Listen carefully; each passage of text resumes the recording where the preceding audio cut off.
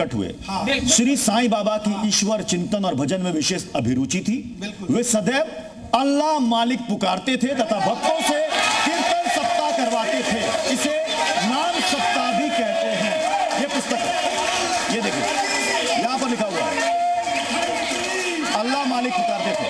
अब मुझे अब ये बताइए, ये तो साईं शरीफ है, ये तो साईं शरीफ है। अब ये बताइए कि इस पुस्तक में जो लिखा हुआ है कि हाँ कि अल्लाह मालिक है, अल्लाह मालिक है, ये लिखा हुआ है इस पुस्तक में, लिखा हुआ है। कहाँ पे लिखा? देखो 24 नंबर में। कहना चाहूंगी कि 1 घंटे पहले साईं भजन में बैठ के ताली बजा रहे थे, आप क्या कर रहे थे? और दूसरी चीज, अल्लाह मालिक धर्म है, अल्लाह उनके मुंह पे चढ़ा हुआ था, क्योंकि वो जो मुसलमान है और हिंदू है, दोनों धर्म से वो फकीर थे, हाथ से लेकर के भिक्षा लेकर के खाते थे। अल्लाह फकीर से कोई मालिक नहीं है।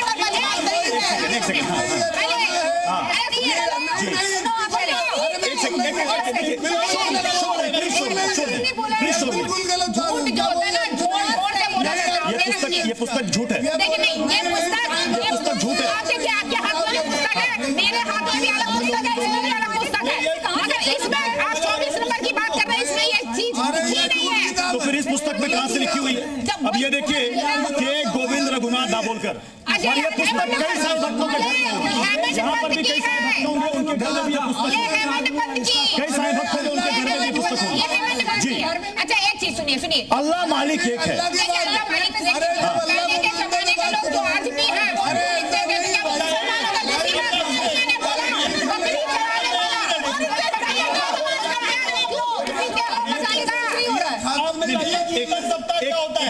कीर्तन सप्ताह क्या होता है?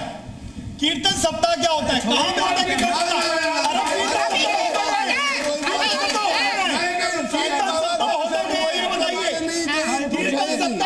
मैं करिश्मा जी, मैं एक सेकंड। तो ये मैंने पुस्तक का यहाँ पर वर्णन किया जिसमें लिखा हुआ है कि वे सदैव अल्लाह मालिक पुकारते थे तथा भक्तों से कीर्तन सप्ताह करवाते थे। यानी कि साफ साफ यहाँ भी लिखा है अल्लाह मालिक एक है। अब मुझे एक एक करके देखिए, बिना शोर शराबे के मुझे जवाब दीजिएगा। अल्लाह मालिक है से मतलब क्या है? कि एक ही अल्लाह है, वही मालिक है। एक ही मालिक है, और अल्लाह और ईश्वर में पहली बात तो भेद नहीं है, और संत का कोई जाति नहीं होती है। ईश्वर मालिक है ये शब्द नहीं आया। ईश्वर मालिक है ये शब्द। एक मैं आपको इतने उदाहरण दे दूं, इतने मुस्लिम ईश्वर मालिक है, कृष्ण के भक्त हैं। ईश्वर मालिक है। देखिए, भक्ति पे आपका ये पर्सनल चॉइस है। अगर वो कहते हैं सबका मालिक एक है, तो किस मालिक की ओर इशारा कर रहे हैं? कौन है मालिक? ब्रह्मा जी है, विष्णु जी है, महेश जी है, कौन है मालिक? सभी सबका मालिक है, मतलब कोई तो मालिक होगा। मालिक सब है, इसीलिए वो एक है। वो हिंदू मुसलमान सबको एक के आंकड़े में। लेकिन इस जगह पे ईश्वर मालिक भी लिखा जा सकता था, यहाँ अल्लाह मालिक क्यों लिखा? नहीं पता था कि भिक्षा लेकर के ग्रहण करते थे, इसीलिए। ऐसा है, उसने अल्लाह मालिक लिखा, किताब में अल्लाह मालिक लिखा।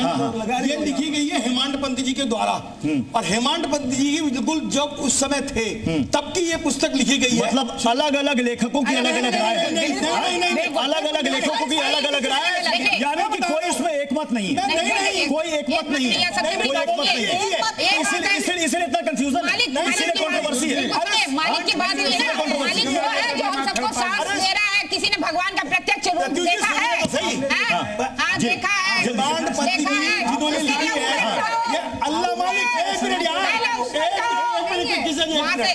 अल्लाह मालिक उन्होंने बोला। उसके साथ में उन्होंने सप्ताह कीर्तन भी रखा है।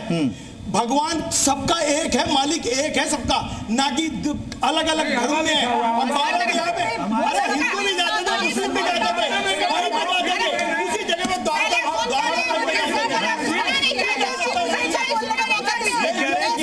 बाबा का अगर पता होता कि एक दिन ये अल्लाह शब्द लिखने से विवाद हो जाएगा तो शायद ये नहीं होता। साईं का इस्लामीकरण किसने करा? ये बताओ। साईं की शिरडी ने, शिरडी में शिरडी जो संस्था है उसने। साईं को अगर ये लोग ब्राह्मण मानते हैं तो उस ब्राह्मण के मंदिर के बाहर मौलवी क्या कर रहे हैं? वो झाड़ फूक क्यों कर रहे हैं? इसका ये लोग जवाब दें। और अगर साईं ब्राह्मण है तो ब्राह्मण की मैं इसी सवाल पर आता हूँ, बैठ जाइए, एक सेकंड सर, एक सेकंड। अल्लाह मालिक एक है। मैं एक सेकंड ऑडियंस से सवाल, कई लोग, कई यहाँ पर साईं भक्त भी बैठे हुए हैं। ये बताइए कि अल्लाह मालिक एक है, और अगर ये कहा जाता है कि साईं बाबा ने कभी किसी को लेकर भेदभाव नहीं किया, हर मजहब पंथ के लोग उनके पास आते थे। सवाल तो सुन लीजिए, अपने माँ बाप की सुनेंगे। अल्लाह मालिक एक है तो कितने मुस्लिम जाते हैं वहां पर साईं बाबा की मूर्ति पूजा करने के लिए? सर हमारे में मूर्ति पूजा सख्त मना है। तो कोई नहीं जाता वहां पर? अगर यहाँ पर अल्लाह मालिक एक है लिखा हुआ है तो कितने मुस्लिम आते हैं? सर किसने लिखा, क्या लिखा, हमें मतलब नहीं है। सबसे पहले मैं जानना चाहता हूँ, साईं बाबा को मानते हैं नहीं मानते? सर अब या तो मेरी बात सुन लीजिए थोड़ी। मानते हैं नहीं मानते हैं? नहीं, हम नहीं मानते। आप नहीं मानते, क्यों नहीं मानते? वजह बताइएगा। वजह बताइए। हाँ, वजह बताइएगा क्यों नहीं मानते? वजह बताएंगे। हाँ, मूर्ति पूजा हमें मना है शक्ति के साथ। आप उनको भगवान मानते हैं, संत या फकीर मानते हैं? नहीं मानते। नहीं मानते। आप ना संत मानते हैं, ना फकीर मानते हैं, ना भगवान मानते हैं, कुछ भी नहीं, ईश्वर भी नहीं। एक सेकंड सुन तो लीजिए।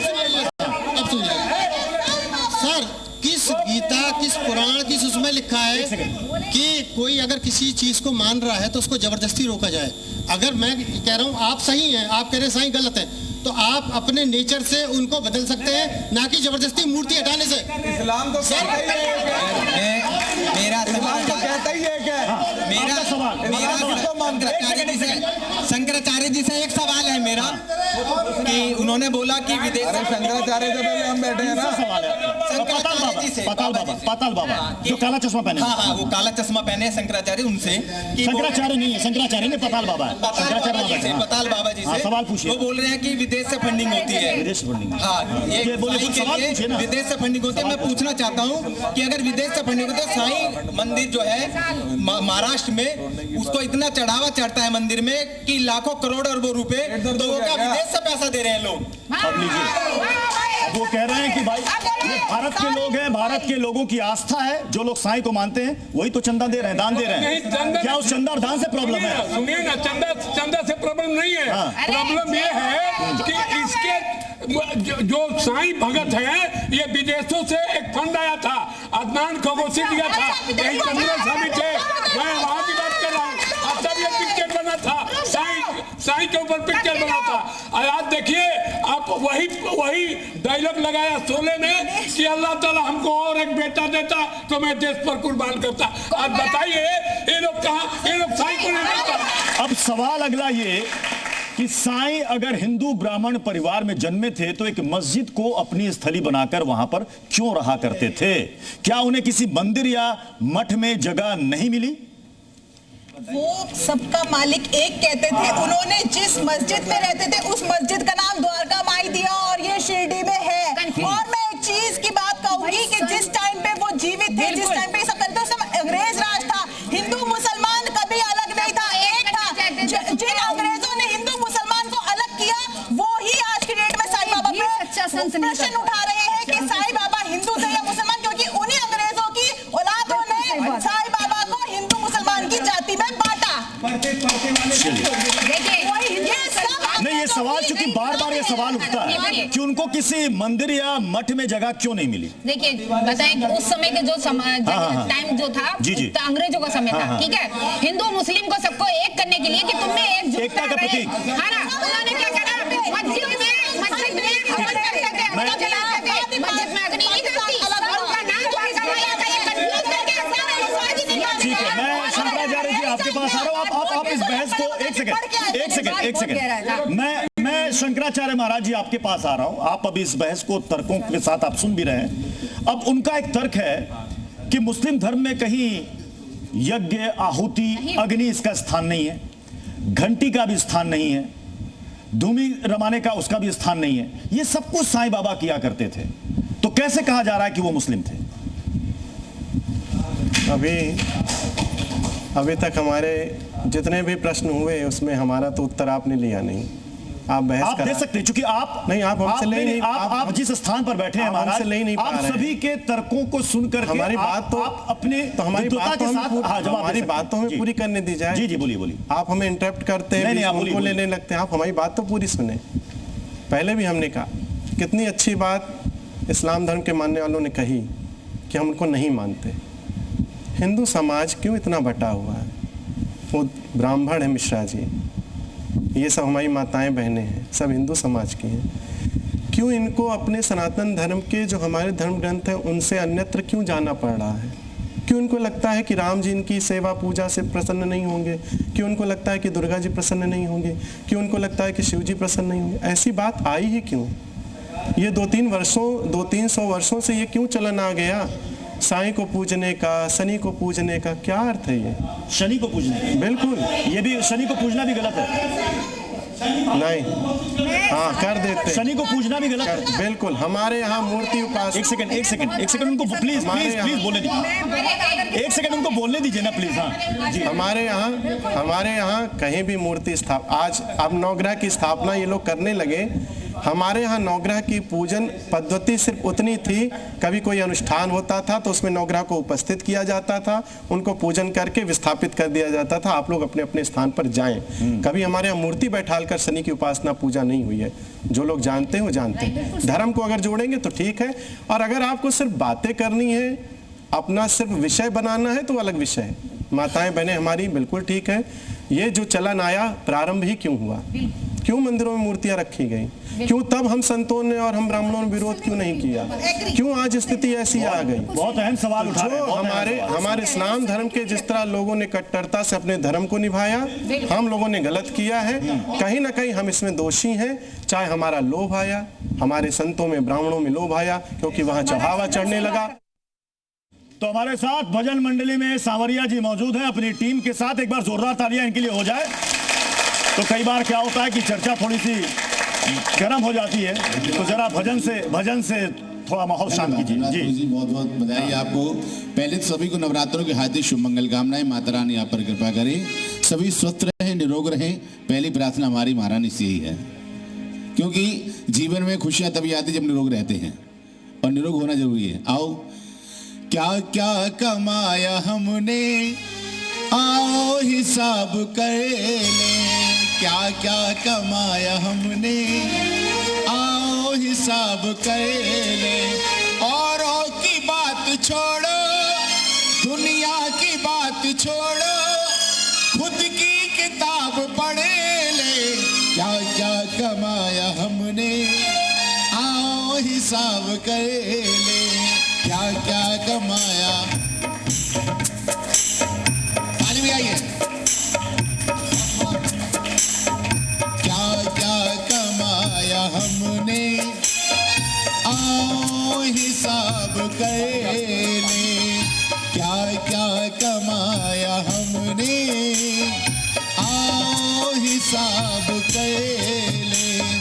औरों की बात छोड़ो, खुद की किताब पढ़ ले। क्या क्या कमाया हमने, आओ हिसाब कर ले। ताली भी आगे।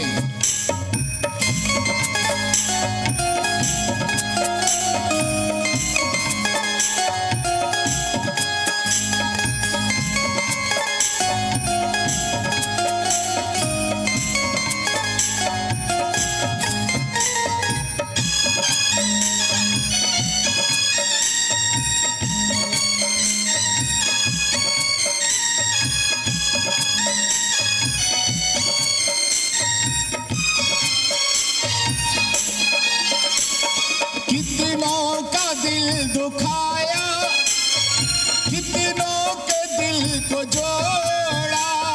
कितनों का दिल दुखाया, कितनों के दिल को जोड़ा। कितना किया छलावा, कितनों के दिल को तोड़ा। कितना किया छलावा, कितनों के दिल को जोड़ा। क्या क्या गवाया हमने, क्या क्या गवाया हमने, आओ हिसाब कर ले। क्या क्या कमाया हमने, आओ हिसाब कर ले।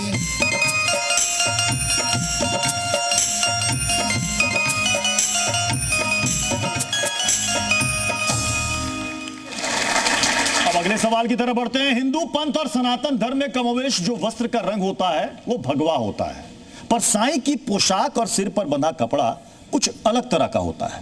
ऐसा क्यों? ये सवाल भी बार बार उठते हैं, ऐसा क्यों?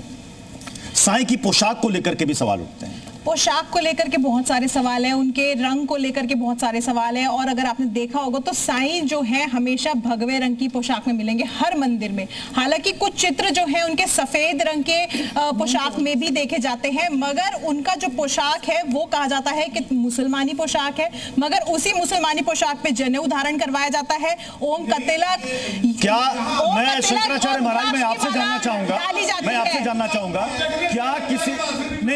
क्या किसी संत को उनके पोशाक से पहचाना जाना चाहिए? जैसा पोशाक है आपसे सवाल था जी, क्या किसी संत को पोशाक से ही पहचाना जाना चाहिए? नहीं, ऐसा नहीं है। अगर वो सफेद पहने या भगवा पहने या पहन सकते हैं। हमारे यहाँ ब्रह्मचर्य जो लेते हैं पहले वस्त्र सफेद ही पहनते हैं, और जब गृहस्थ संत होते हैं तो पीत वस्त्र पहनते हैं, और भगवा वो पहनते हैं जो वैरागी होते हैं, त्यागी। मतलब तीनों रंग पहनते हैं? बिल्कुल पहनते हैं। तो इस आधार पर तालियां होनी चाहिए। तालियों में कंजूसी क्यों?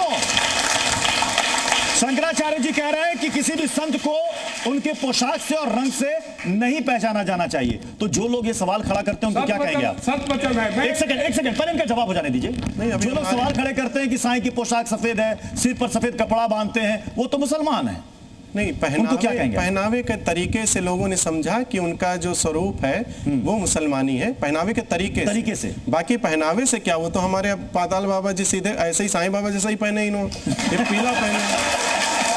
सही बात, जो हमारे जगत गुरु जी हैं वो बोल रहे हैं, सही बात है। क्योंकि हमारे दत्तात्रेय जी हैं वो जैसे आज बृहस्पति पीला और शुक्र है तो सफेद, और शनिचर है तो काला या तो आसमानी, और फिर आपको एतवार को लाल। ये दत्तात्रेय जी का चलाया हुआ। दत्तात्रेय जी ने तो साईं बाबा पर एक रंग थोप देना कहां तक सही? ये गलत है, ये नहीं थोपना चाहिए। कम बुद्धि वाले सफेद चोला पहन लिए तो वो नहीं गलत बात। सफेद चोला मैं भी पहनता हूँ। हाँ, मैं सातों दिन। तो फिर रंग विवाद का विषय नहीं है, रंग विवाद का विषय नहीं है। मेरा एक निवेदन है कि साईं बाबा जो है उन्हें कभी सनातन ग्रंथों को पढ़ते नहीं देखा गया, सनातन मंदिरों में जाते नहीं देखा गया, सनातन तीर्थों में जाने का कोई वर्णन नहीं मिलता, सनातन साधु संतों के चरित्र का वर्णन करने का कोई इतिहास नहीं मिलता। ये एक बड़ा सवाल इन्होंने उठाया कि साईं के वर्णन में कहीं भी साईं किसी मंदिर में जाते नहीं दिखे। मंदिर बनवाया था। मंदिर साधु संत फकीर कोई भी होता है वो विचरण करता है, उसका कोई ना मंदिर होता है ना मस्जिद होती है, वो जहाँ उसको स्थान मिलता है वही बैठे। अभी वो खड़े थे ना वहाँ पे, यही लोग बैठे थे, तो इन्होंने बोला कि हमें कहीं पे भी जगह मिलती है हम वहीं बैठ जाते हैं, हमारा कोई स्थान नहीं है। अभी बोला था इन्होंने कि वो चीजें नहीं होती है। साधु संत की कोई मैं यहाँ ऑडियंस से सवाल लेना चाहूंगा। अब ये बताइए कि क्या साईं की पोशाक से उनके मजहब के बारे में भक्त जान जाते हैं क्या? कौन उनको हिंदू मानता है, कौन उनको मुसलमान मानता है? नहीं, ये आप पूछ सकते हैं गुरुजी। मेरा ये सवाल है कि माइक छोड़ के पूछ सकते हैं। हाँ, ऐसे हाँ। अगर साईं बाबा अगर सनातनी धर्म को मानते थे तो शरीर त्यागने के बाद उनका अंतिम संस्कार किसने करा, उनका पिंडदान किसने करा, कौन सी नदी में उनकी अस्थियां बहाई गई, उसके बारे में भी विवरण मिलना चाहिए पुस्तकों में हमको। ऑडियंस से सवाल आया है। समाधि लेता है आदमी, समाधिस्थ है, सवाल सुनिए। सब होता है, सब होता है, सब होता है। आपके पास जवाब है, आपके पास जवाब है। किताब में जो वर्णन मिलता है, अगर ये बॉलीवुड की भी बात करते हैं उसमें क्या होता है, फूल बन जाते हैं। तो आगे हिस्से में बॉलीवुड में मत जाइए, फिर आरोप लगेगा कि बॉलीवुड से ही ख्याति मिली है।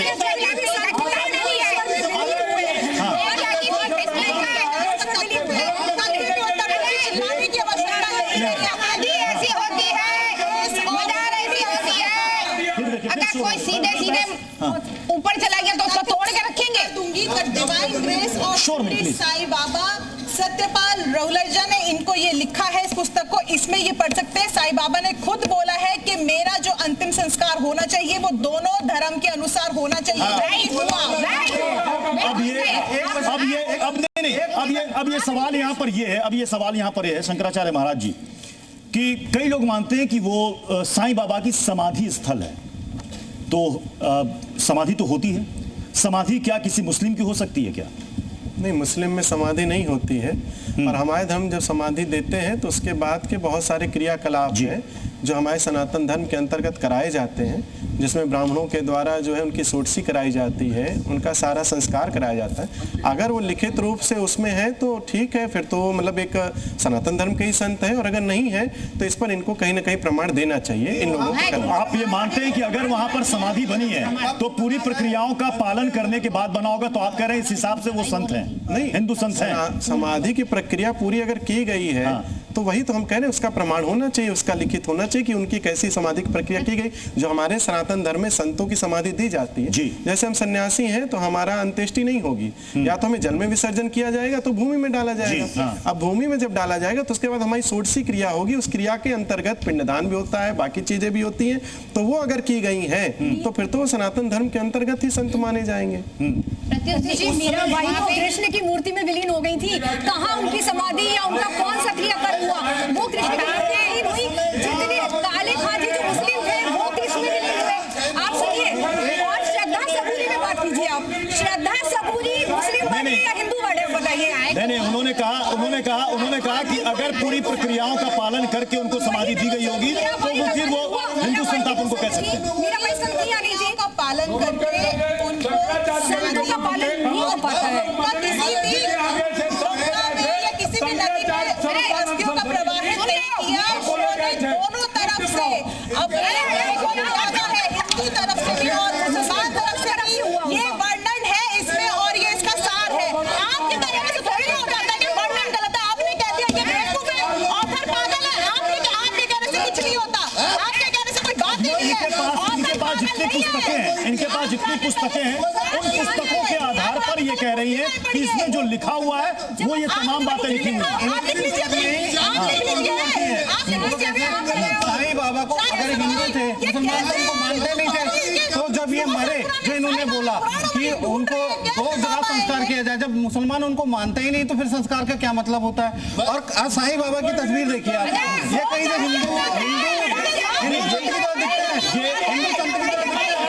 सबका मालिक एक है, सबका मालिक एक है, ये कहा जाता है। एक सेकंड, फिर शोर होने लगा। प्लीज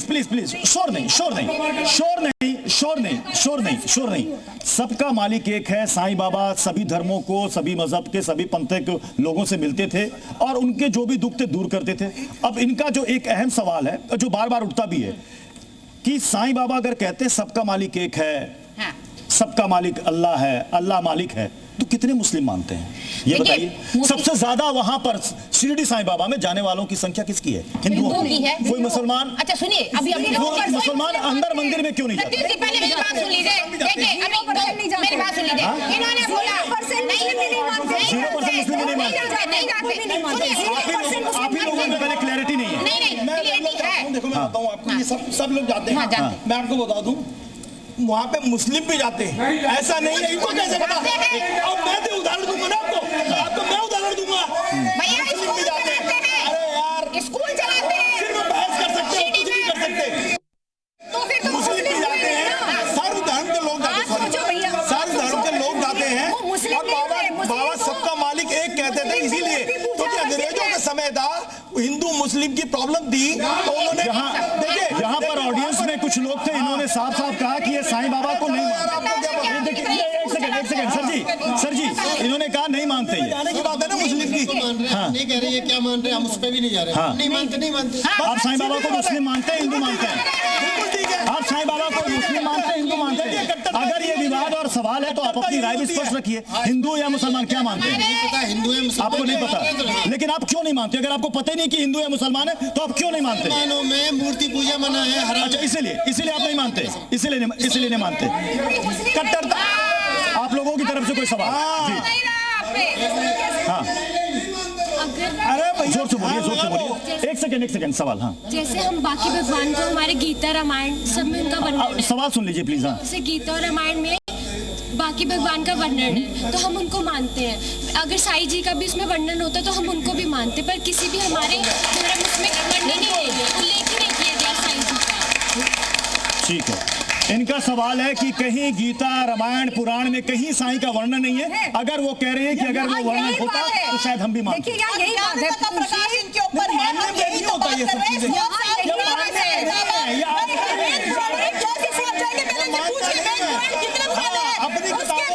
कितने गुरु आए आजकल, गुरु जी भी प्रचलन में है, मानते हैं इसमें से कितने गुरु जी को? क्या उनका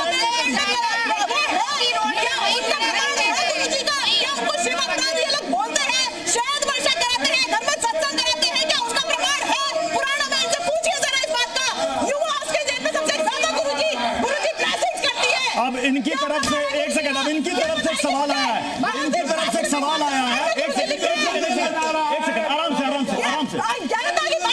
अब सुनिए, करिश्मा जी ने एक सवाल किया, करिश्मा जी ने सवाल किया कि यहाँ पर मौजूद लोगों से आप पूछिए कि इनमें से कई लोग गुरुओं को मानते होंगे, कई बाबाओं को मानते हैं, क्या उन बाबाओं का गुरुओं का वेद या पुराण में कहीं जिक्र है? तो उनको क्यों मानते हैं? आप नहीं मानते? भगवान बना लेंगे। ये बात तो ये नहीं कह रहे हैं। हाँ। तो मुस्लिम दोस्तों के साथ भी रहते हैं। हाँ। तो क्या अगर हम गलती से अल्लाह बोल दिए तो क्या हम जरूरी है कि हम हिंदू से मुस्लिम हो गए? उसी तरह बाबा की किताब सवाल सुनिए। हाँ, जैसे कि हम हिंदू है तो हम मुस्लिम दोस्तों के साथ भी रहते हैं, तो अगर हम उनके साथ रहते हैं और हमारे मुंह से गलती से निकल गया अल्लाह, तो जरूरी तो नहीं है कि हम हिंदू से मुस्लिम हो गए। उसी तरह बाबा की किताब में लिखा गया कि वो अल्लाह मालिक है, तो क्या वो जरूरी थोड़ी है कि वो मुस्लिम सबके लिए हो? देखिए ये भी सवाल अच्छा सवाल अमनगिरी जी। वो कह रहे हैं कि अगर कोई हिंदू अपने मुंह से अगर उनके अल्लाह निकल गया तो क्या वो हिंदू नहीं रहेगा? ऐसी गलतियां तो कई बार हो रही हैं। मंदिर में आज भी मस्जिदें बनी हुई हैं और उन मजारों पे मुसलमान ही झाड़ फूक करते हैं। ये भी गलती से ही हो रहा है, ये भी अज्ञानतावश हो रहा है। लेकिन आप इस तथ्य को नहीं टाल सकते। साईं बाबा की जो पिक्चर बनाई है संस्थान है, पहले चित्र में ही साईं बाबा चिलम पीते हुए दिखाए गए हैं। चलिए, यहाँ पर साईं बाबा पर सवाल उठ रहे हैं कि साईं बाबा हिंदू थे, मुसलमान थे, साईं बाबा भगवान थे या इंसान थे। तो साईं बाबा को लेकर के जो अब तक लिखित है या फिर कई मान्यताएं हैं, उनकी फैमिली ट्री या वंशावली क्या है वो हम आपको दिखाते हैं। पिता का नाम परशुराम भुसारी, माता का नाम अनुसुईया भुसारी, और इनके जो संतान थे, पहला पुत्र इनका परशुराम भुसारी जी का रघुपति, दूसरे पुत्र दादा, तीसरे पुत्र हरिभाऊ, चौथे पुत्र थे अंबादास बलवंत। अब ये देखिए, इसके बाद फैमिली ट्री में जाइएगा तो इनके पुत्र महारुद्र और परशुराम बापू और उनके पुत्र रघुनाथ। जो पाथरी का जिक्र आता है कि पाथरी ही उनका गांव था साईं बाबा का, पाथरी का घर इन्होंने ही बेचा था। मैं यहाँ पर करिश्मा जी आपको बुलाना चाहूंगा, आप मेरे साथ आइए, क्योंकि आपने वंशावली का सबसे पहले जिक्र किया था। आप जरा आइए और ये जो वंशावली है इसे जरा आप डिटेल में बताएं, क्योंकि आपने वंशावली का जिक्र किया था, आपने गोत्र भी बताया था। देखिए, मैंने शुरुआत में ही कहा था सदगुरु साईं दर्शन पुस्तिका है जो शशिकांत शांताराम गडकरी जी ने लिखी है, और उसमें ये सारी चीजों का वर्णन है। मैंने पहले ही कहा था कि उनके माता पिता का नाम अनुसुईया भुसारी और परशुराम भुसारी था, और उसके बाद उनके 5 पुत्र थे जो कि विपक्ष ने डिनाई किया, जो कि 5 पुत्रों के नाम थे। और ये तीसरे पुत्र थे हरिभाऊ, यही साईं बाबा, तीसरे पुत्र साईं बाबा थे। हरिभाऊ भुसारी तीसरे पुत्र साईं बाबा थे। अंबादास बलवंत, रघुपति, ये सारे उनके भाई थे, 5 भाई थे। तर्क है क्यों नहीं है आप? जी।